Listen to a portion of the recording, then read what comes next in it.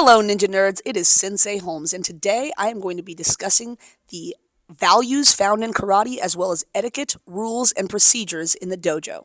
While there might be variations from dojo to dojo, most of these are going to be universal all across the world. Starting out with a very universally important value, respect. Karate always begins and ends with respect. And we start when we first enter the dojo. We come to attention, we bow, and we show respect to the place where the sensei gives knowledge to the students. We also show respect by removing our shoes when we enter the mat.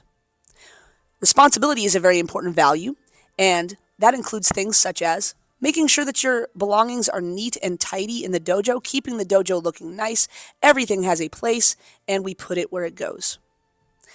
Every single karate class, students are expected to dress out in their karate uniform. Tying your belt is an important process, and once you get it down, it shouldn't take that long. My sensei always said that an uneven belt represented an uneven mind, so make sure that you get those belt tips nice and even. Your karate uniform does more than just make you look cool. You can also hear it moving and popping as you throw punches. It helps you determine if you have power. One of the most important values in karate is discipline. Discipline is a synonym for control. If you have self-discipline, you have self-control. If you're out of control, someone else has to discipline you. One of the first ways we show our discipline is in our ready stance. You are a karate statue and you do not move. Another position that is a disciplined position is the way we sit in karate. You have two options in my dojo. You may either sit with your legs crossed, hands on your knees. The other option is you may sit on your knees with your hands on your knees, just like so. Again, this is a disciplined posture. We're not moving around, we're not messing with our neighbors or looking around, talking, anything else like that. We are performing our self-control. And finally, another important disciplined position is your attention stance. Feet together from toes to heels, hands by your sides, not moving a muscle. You are a karate statue. Now let's talk about a lack of discipline. A lot of students want to keep their socks on while they're training. As you can see, this causes some problems as it makes the mats a lot more slippery. This is a safety issue, and students can actually get hurt if they don't remove their socks.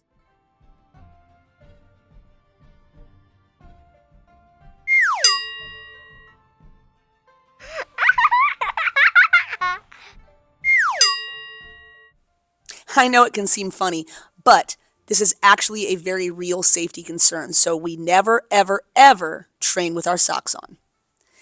In my karate dojo, one of the most important values is kindness. We take care of our training partners. We are on the same team. We never, ever are aggressive, fight for real, or play fight because we don't want to injure our training partners. It's important to remember we are always on the same team. It's important to understand the distinction between sparring and fighting. Fighting means that I am trying to hurt you before you can hurt me. In sparring, the goal is different. The goal is I am trying to improve, and I'm also trying to help my partner improve. As you can see here, this is Stephen Wonderboy Thompson, a very famous UFC fighter. Watch as he smiles and laughs. He and his partner are having fun. They are definitely practicing. They're practicing their offense, their defense, combinations, looking for openings. But nobody's getting hurt. It is possible to practice with control to be safe.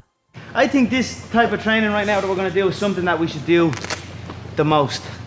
It should be the most, because it's what you're going to experience in there. It's good for the mind, this one, because you can feel what it's going to feel like in there without damaging the body. That was Conor McGregor, multiple-time world UFC champion.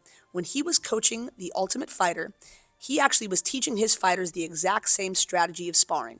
Light contact, choosing your openings, practicing your combinations, practicing your defense without damaging yourself or your partner. This way of training, you can find the shot clean and it will make your shots a lot more accurate. It all comes back to the idea of self-discipline. But let's explore what it looks like when our students don't have self-discipline. Hey, Apple! Apple! Hey! Hey, Apple! Hey! Apple! Hey, Apple! Hey, Apple! Apple! Hey! Hey, Apple! What is it? Orange, you glad I didn't say apple again? All right, that's very funny on the internet, but when you are a martial arts student in a dojo and you have a classmate who will not take training seriously, They're always talking, goofing off, and distracting others. That can be quite frustrating.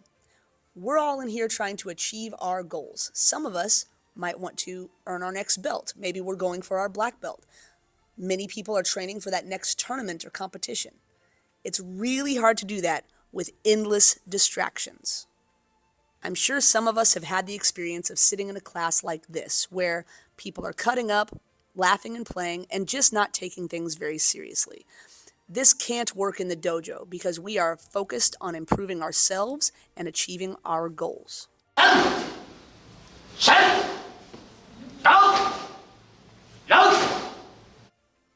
A karate dojo is going to look quite a bit different. Everyone is focused on achieving their goals. Everyone is practicing discipline and respect for themselves and their classmates. Notice everybody standing in straight lines and rows, in their spots, focused on the task at hand, from the most experienced black belt down to the youngest white belt.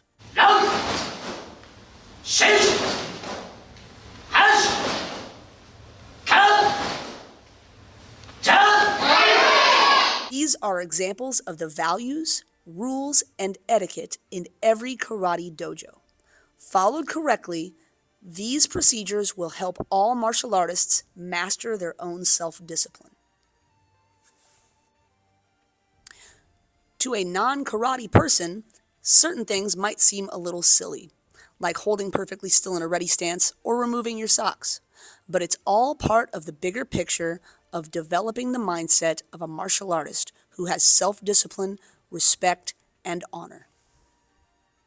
Guys, if you liked the video, then like the video. Don't forget to subscribe. And if you have any questions, put them in the comment section below.